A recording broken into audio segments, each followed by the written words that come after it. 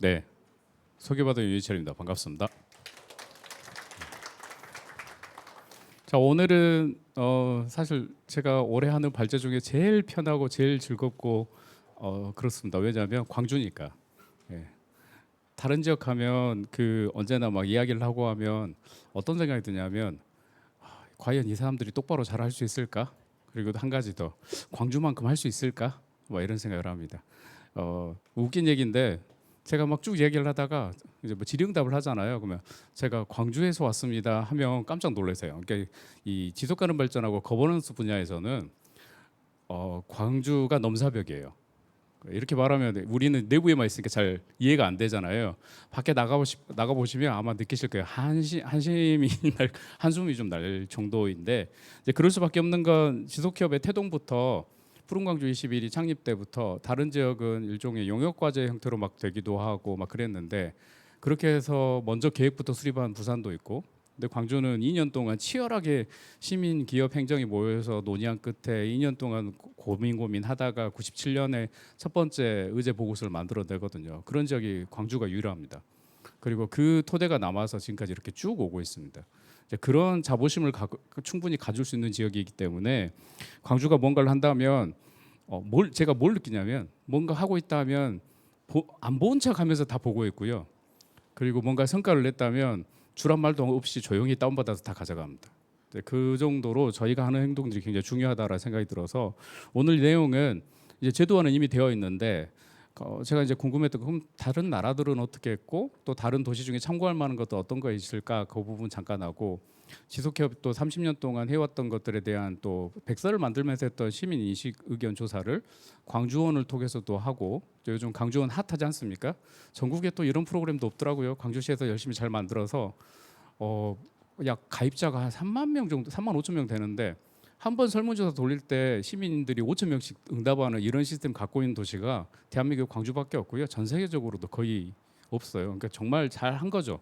제가 오늘 광주시를 너무 띄워드리는 것 같은데 여하튼 잘하는 건 잘하는 거니까 여하튼 그런 내용들하고 마지막으로 그러면 우리 지속협이 향후에 어떻게 이 거버넌스에 또 중요한 역할들을 할 수 있을까라는 이야기를 좀 풀어보겠습니다. 방금 말씀드린 대로 우리가 이제 여러 가지 문제들이 결합되어 있는데 제가 뭐 서두에 다 말씀드렸던 내용이니까 이건 넘어가고요. 먼저 바로 쭉 들어갈게요. 그러니까 독일 사례를 보면서 제가 특이하게 느꼈던 건데 이 나라가 2018년 9년까지는요 국가주도로 그냥 진행을 하다가 해보니까 지역의 실천이었으면 안 된다는 걸 깨닫고 갑자기 여기에 보시면 지방정부를 중요하게 취급을 하기 시작했습니다. 그래서 이 활동들도 굉장히 열심히 그러니까 이 체계를 만들어가는데 지역의 주체로서의 활동도 굉장히 중요하게 보기도 했고요. 또 하나는 교육 분야에서도 지속가능 발전 교육하며 이 용어 자체를 그렇게 많이 쓰지는 않는데 굉장히 융합적인 접근으로 다양한 시도들을 하고 있는 나라가 독일이기도 합니다. 그래서 저도 이제 지속가능 발전 교육 관련된 공부를 하면서도 많은 실험들을 볼 수 있고 또 하나는 요즘 이제 하고 있는 제도 중 하나가 이제 우리 지속가능 발전 기본법 안에 우리 조례 안에도 포함되어 있습니다. 지속가능성 평가 그러니까 사전 평가 제도들을 시범적으로 도입해서 예산이나 제도나 정책이 지속가능성을 염두에 뒀을 때 적합한가 여부를 보면서 판단하는 제도화까지도 현재 고민을 하고 있습니다. 그리고 이제 영국인데요. 영국은 정말 독특한 나라인데 전 세계적으로 국가 단위의 지속가능 발전 목표를 만든 나라들이 몇 군데 있습니다. 우리나라도 거기 포함되어 있고요. 영국도 있어요. 그래서 영국 정부 홈페이지에 들어가 보면 영국 지속가능 발전 목표를 150 몇 개를 쫙 나열을 해놨는데 그 안에 클릭해서 들어가 보면 진짜 재밌는 게 첫 번째가 우리가 빈곤 종식으로 알고 있잖아요. 그 안에 보면 사실은 키워드가 빈곤 종식이지 실제 풀네임은 모든 곳에서 모든 이들에 대한 빈곤을 종식한답니다. 그래서 이제 한국에서 우리나라에서 이거 받아들일 때는 사회보장 제도를 더 확실히 하는 걸로 받아들이는데 영국 정부도 그렇게 해서 거기 클릭해서 들어가면 첫 번째는 이제 보건 담당 부서의 장이 누구고 관련 정책이 뭐고 쭉 나오는데 연관된 부서가 무엇이고 해서 스크롤해서 내리면 진짜 한 2, 30페이지의 내용 정책 내용들이 쫙 나열돼서 영국 전 국민들이 이해할 수 있게끔 시스템을 만들어 뒀어요. 다만 여기는 수상이 자주 바뀌잖아요. 그래서 정책이 지금은 스톱 상태인데 그렇다고 해서 이 지역이 끝낸 게 아니라 예를 들어 웨일즈 같은 경우는 2015년에 미래세대 웰빙법이라는 걸 만들었어요. 그래서 어떻게 하면 미래 세대를 위한 고민들을 할 것인가. 그러니까 이런 접근들을 하고 있고 또 이제 국가는 하지 않는데 지방 정부가 어떻게 하냐면 아마 여러분들 그 영국 아무 지자체나 제가 그냥 클릭해서 들어가 보시면 거기에 예를 들어 우리 관심 많은 클라이밋 체인지 뭐 기후 변화라는 용어를 입력하잖아요. 첫 번째로 자기들이 얼마나 뭔가를 열심히 하고 있는지를 경쟁적으로 다 보여줍니다. 영국 가서 보시면 신기한 게 뭐냐면 우리는 기후 위기 비상행동을 비롯해서 밖에서 캠페인도 많이 하고 하지 않습니까? 거의 하지 않습니다. 왜 안 하냐면 지자체가 그걸 첫 번째 핵심 과제로 삼고 그냥 가고 있어서 그냥 손을 자체를 대지 않고 안 해도 되는 것이고 지자체에서 무슨 소식지를 내면 첫 번째가 우리 지금 자치구는 얼만큼 기후 위기 대응을 위해서 이런 노력을 하고 있어요라는 것들이 다 나와 있습니다. 굉장히 뭐랄까요? 새로운 변화들을 이 지속 가능 발전 정책 내에서 소화를 시키고 있는 거죠. 또 프랑스 사례인데 프랑스와 영국도 비슷한데 이 나라는 국가 정책 제도 내에서 이렇게 가고 있는데 이게 제가 이제 다 담으려다 못 담았던 건데 어떤 내용들이 포함되어 있냐면 예를 들면 학교에서도 교육을 할 때 생태 전환 교육을 아주 적극적으로 합니다. 그러니까 우리가 최근에 파리에서 올림픽 열렸을 때 뭐 예를 들어 선수촌에 뭐 에어컨이 안 돼, 뭐 그 버스에서도 에어컨이 안 돼 이런 걸 막 그 희화하면서 비판을 했었잖아요. 뭐 선수촌의 음식을 막 채식 식단 위주로 했어, 막 이런 걸 했잖아요. 근데 역으로 생각해 보면 지금까지 역대 올림픽 중에서 온실가스 배출이 제일 낮은 올림픽이 파리 올림픽입니다. 그러니까 우리는 이 지속 가능 발전 정책과 기후 운동을 하는 우리 입장에서는 한번 생각을 비틀어서 다시 생각을 해볼 필요가 있는 거죠. 더 놀라운 건 그것을 파리 시민과 프랑스 국민들이 오케이 했다라는 거예요. 우리 같았으면 민원이 폭주했을 건데 파리 시민들 그걸 합의를 했다라는 거죠. 이제 그런 관점에서의 정책의 중요성들을 이게 내재돼서 계속해서 가다 보니까 이렇게까지 갔다라는 말씀을 드릴 수 있고 제가 이탈리아를 왜 끄집어왔냐면 전 세계에서 1992년에 리우 환경회의를 하고 나서 유엔에서 공고를 하기를 국가는 의제 21을 지방 정부는 지방 의제 21을 1996년까지 만들어라라고 공고를 했고 그것 때문에 우리나라에서는 그걸 받아들여서 그때 그 위에 참여했던 여러 사람들, 시민사회 활동가들, 전문가들이 모여서 광주에서 머리를 맞대서 야 우리도 만들어야 돼라고 해서 했던 게 푸른 광주 20일이었고 그게 사실은 협의회가 만들어진 것보다는 더 중요한 거는 그 일종의 전략 보고서, 의제 보고서를 만들어냈던 그게 중요한 거죠. 그렇게 해서 한국은 나름의 일종의 시민운동과 거버넌스의 축으로서 각 지역별로 지방의제 21 추진 기구가 만들어졌는데 이탈리아는 똑같이 거기도 똑같이 이런 식으로 만들었습니다. 그리고 그 지방의제 21 추진 기구들이 지금 상당수가 어떻게 가 있냐면 쉬운 말로 하면 에코 뮤지엄, 우리로 따지면 마을 공동 쪽의 운동을 하고 있습니다. 그러니까 기존의 국가 단위와 지방 정부의 정책 단위에서 운동이 이제 실천 단위로 내려가서 계속해서 그 명맥을 유지하고 있는 전 세계 국가 중에 하나입니다. 그래서 이제 특이한 사례라서 이걸 가지고 왔는데 SDG를 막 주로 해가지고 뭔가를 하는 것도 있지만 이곳에서는 재정과 예산을 어떻게 지속 가능성을 담보하게 할 수 있을 것인가로 접근해서 활용을 하고 있다 이런 사례로 보실 수 있고요. 국가 간의 사례를 굳이 보여드렸던 거는 그 동안의 지속 가능 발전 정책의 흐름이 2015년에 유엔이 지속 가능 발전 목표를 채택한 이후에 각 나라별로 자기들의 취약점들을 보완하면서 더 지속 가능성을 확보하는 형태로 가고 있다. 그걸 이제 전반적으로 말씀드리는 거고요. 해외 사례 중에 한 두 개만 말씀드리면 제가 브리스톨을 굉장히 신기하게 보고 있는 도시인데요. 여기는 탄소 중립 목표가 2030입니다. 인구 규모가 우리보다 비하면은 사실 그렇게 많지는 않습니다.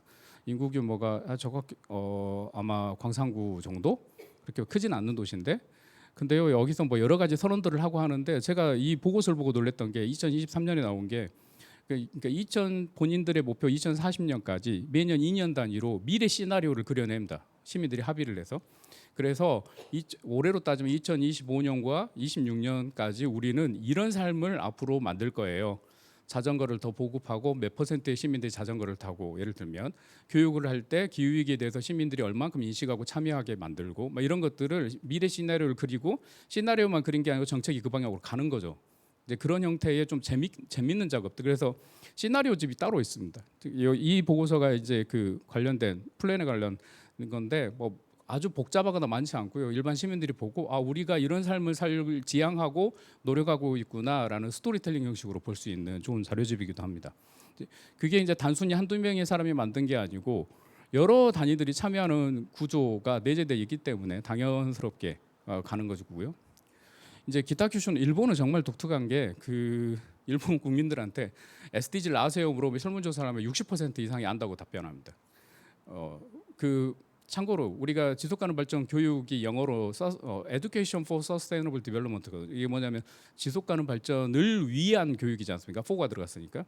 근데 이제 최초에 우리가 지속가능 발전 교육할 때는 주로 어떻게 접근했냐면 지속가능 발전에 대한 교육으로 했어요. 그게 뭐냐면 SDG에 대해서 알리고 지속가능 발전이 이런 거예요. 개념 설명하고 이걸 뭐 어떻게 우리 실천으로 연결할까는 이제 뒤에 숙제로 남겨놨었죠. 근데 요즘은 그래서 지속가능 발전 교육에 관한 교육에 굉장히 이제 집중을 많이 하는데 근데 문제는 일본은 과거부터 이 지속가능 발전에 대한 교육에 굉장히 집중해서 예를 들면 어느 도시에 가보면 쓰레기 청소차에 SG 로고가 붙어 있고 버스에도 붙어 있고 어디 뭐 포스터를 봐도 붙어 있고 자판기에도 붙어 있고 시민들이 저게 뭐지 하니까 다 아는 거예요. 근데 사실은 그래서 재밌긴 한데 이걸 굳이 뭔 생각이 드냐면 근데 그게 어쩌라고 이 문제가 생깁니다. 여하튼 그래서 그럼에도 불구하고 여러 가지 이제 사례 기타 교수 같은 경우는 이제 환경공단이나 이런 데 가보면 이제 담당 부서 업무 중에 저는 SDG 목표 4.1과 뭐 6.1 이것에 관련된 이행을 위한 노력을 하고 있습니다라고 업무 분담표에 그런 게 다 적시가 되어 있습니다. 그 정도로 이제 내재화를 시키는 거죠. 예, 좀 더 접근해서 구체적인 실천 방안을 만들어내면 좋겠지만 여하튼 거기까지 가고 있고 그게 그냥 거기에 멈추는 게 아니고 점점 디벨롭되고 있는 건 사실인데요. 이런 사례를 활용해서 여러 가지 환경 프로젝트들을 많이 하고 있습니다. 네, 그런 성과들이 있다라는 거고요. 그래서 이제 저희들이 그렇다고 해서 우리들이 그동안 안 했느냐 그게 아니고 이제 여러 이 사례들을 놓고 봤을 때 광주 우리가 참고할 만한 것들이 예를 들면 위기 대응을 출발해서 기회를 창출하는 전략. 현재 지금 우리 도시가 갖고 있는 지속 불가능성의 문제는 너무 많이 알지 않습니까? 뭐 환경 문제는 그나마 좀 차지해 두더라도 요즘 가장 많이 거론되고 있는 것들 중에 뭐 얘기를 하다 보면은 이제 공간에 관련된 문제도 있고 인구에 관련된 문제도 있고 복지에 관련 문제가 너무 많죠. 또 청년들이 떠나다 청년 문제까지 굉장히 많고 인구 고령화까지. 그렇다면 그 문제를 우리가 어떻게 해결할 것인가라는 답을 소수 전문가들이 낼 수가 없습니다. AI 할아버지가도 이건 안 됩니다. 여기에 사는 시민들이 머리를 맞대고 답을 찾아야 되는 것이고요. 시민 참여 제도화인데 이게 이제 브리스톨 같은 규모의 이런 방법도 있는데 지속가능 발전 기본 조례 안에 우리 조례 안에도 이미 다양한 이해 관계자들이 참여하는 제도의 툴은 가지고 있습니다. 근데 저는 이제 그걸 어떻게 수용할 것인가를 사실 지속가능 발전 협의회를 통해서 좀 했으면 좋겠다. 또는 지속가능 발전 협의회와 그리고 또 이전 시장님이 있을 때부터 지금 현 시장까지 일관된 정책으로 하나 가고 있는 게 민간 협치 협의회입니다. 이것도 다른 지역에서는 시장님들이 우리 민간 협치 중요하니까 민간 협치 협의회 만들게 하고 만들어서 뚝딱 다 했는데 광주는 2년 동안 시민사회가 만들자고 제안하고 이야기하고 토론하고 그러면서 조례도 만들고 해왔던 경험이 있어서 이런 것 툴을 잘 활용하면 좋겠다.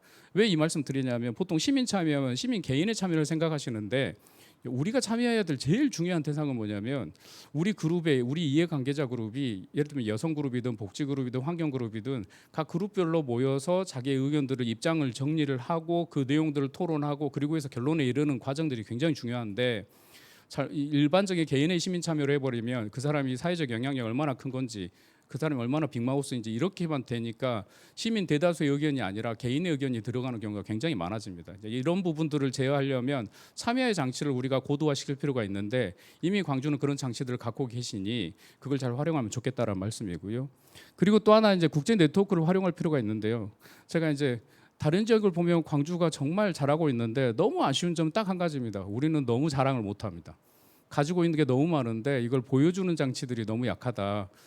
우리가 또 국제 도시를 표방하고 있고 이런 것도 있죠. 예를 들면 인권 네트워크 쪽에서는 국제적인 인권 네트워크에서 예를 들면 우리 그 인권상을 주지 않습니까? 5.18 관련해서 그러면 이 동아시아 쪽에 있는 우리 아시아 쪽에 있는 활동가들은 거의 노벨 평화상급으로 봅니다. 그걸 굉장히 영예로 생각하고요. 우리는 그 정도 위상을 갖고 있는데 과연 우리가 그런 것들에 대한 프라이드나 아니면 또 대외적인 알리는 부분이나 이런 걸 잘하고 있는지 한번 이건 생각해볼 필요가 있겠다이고요. 마지막으로 이제 제도적 기반 강화에서 법, 조례, 예산, 제도 연계해서 정책 실행력을 높이는 부분이 이건 사실은 기존의 예산을 더 추가해가지고 국비를 더 가져가서 해결할 수 있는 부분이 아니고 기존에 우리가 다른 예산을 쓰고 있는 걸 지속 가능성 여부를 검토해서 더 이상 하지 말아야 될 때는 이제 정리하는 그리고 새로운 방향으로 전환하는 게 필요한 거죠. 여기서 그냥 제가 이 방향 잘못됐으니까 이 방향으로 가야 됩니다. 이게 중요한 게 아니고 우리가 그런 합의의 수단으로서의 장치를 앞으로 더 고민해야 된다는 겁니다. 그래서 이제 뭐 국가에 관련돼서는 방금 제가 말씀드린 상황 속에서 쭉 정리가 돼 왔고, 이건 뭐 구체적으로 오늘 크게 얘기할 부분은 아닌데, 현재 국가가 지금 지속가능 발전 기본 전략을 수립 중에 있고 그 확정 단계에 있다. 그래서 아마 대국민 지금 의견 수렴을 받고 있는 걸로 알고 있습니다. 그래서 여러 기관 단체의 의견 수렴에 공문들을 보내고 있고 의견 수렴의 방법들을 제안하고 있는데, 사실 우리한테 중요한 건 국가의 방향성이 그렇다면 우리는 또 어떻게 할 것인가. 현재 저 다음에 이어서 김일권 박사님이 현재 광주가 수립하는 기본 전략 얘기를 할 테니 여기에 관련해서 구체적인 이야기들 해주시면 좋겠다는 생각이 듭니다. 뭐 광주가 이런 역사를 갖고 있다. 이게 너무 오래된 사진으로 보이시죠? 예, 이게 사실은 얼마 안 돼서 30년밖에 안 되고요. 원래는 다 칼라인데 칼라 사진을 제가 찾을 수가 없어가지고 흑백으로 가져왔습니다. 그래서 무슨 뭐 반세기 지난 걸로 보이는데 그렇지는 않습니다. 예. 30년 동안 우리가 뭘 했느냐? 저는 정말 다양한 성과를 냈다 생각하는데요. 환경 헌장부터 시작해서 그리고 푸른길 운동, 자원순환, 환경 거버넌스나 그리고 민간공원 특례 사업까지 사실은 지속가능발전협의회가 그동안 보이지 않게 직간접적으로 정말 많은 다양한 일들을 해왔고, 자랑을 안 했을 뿐이지 여기 계신 분들이 다 알고 계시리라 생각합니다. 그런 과정에서 좋은 사례들을 만들어 왔는데, 그렇다면 다음 10년, 다음 5년, 10년을 위해서 우리는 뭘 해야 될 것인지, 사실 어떤 분들은 그 말씀을 해요. 이미 이제 중간 제적도 많고 관련된 기구도 많은데 꼭 지속협이 필요하냐라는 문제 제기를 할 때마다 스스로 자문자답하면서 체크를 해보면, 과연 지속협이 없다면 광주에서 지속가능 발전 정책에 관한 목소리를 누가 낼 것인가, 대체할 것이 없다면 더 활용하고 쓸 수 있는 방안을 찾아야 되지 않을까라는 생각도 해보고요.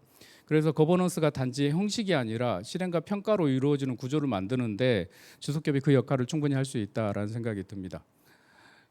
마지막으로 이제 설문조사 내용 간단히 말씀드리겠습니다. 이게 이제 6월달에 광주원을 활용해서 5,100명이 응답한 거고요. 또 하나는 이제 지속협의 활동하는 위원, 활동가들, 전문가, 행정 관계자들 300명 내부 진단 한 내용인데, 그냥 간단하게 설명을 드리면, 합쳐가지고 전체적으로 얘기를 드리면, 이제 시민 인식 조사의 주요 내용에서는 일상 대부분의 이 놀랍게도 광주 시민들의 응답자, 이거 광주원입니다. 광주원의 응답자의 63.4%가 SDG 용어를 들어본 적이 있다고 답변을 하셔가지고 제가 깜짝 놀랐습니다.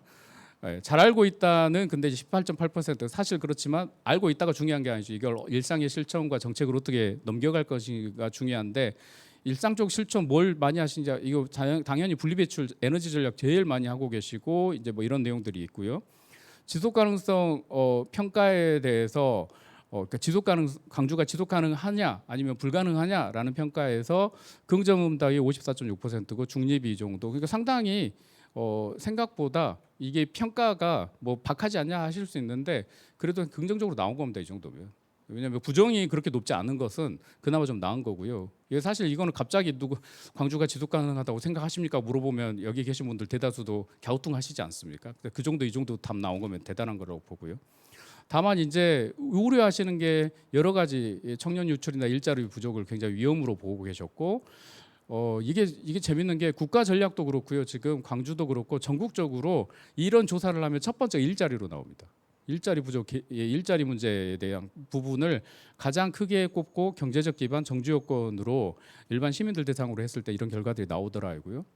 내부 인식 조사를 했더니 이제 협의의 강점이 참여단체 및 지역사회 연대 활동이 가장 높고, 다양한 시민 참여를 유도하는 거, 의제 발굴 및 실천력 이런 식으로 이제 나왔고요.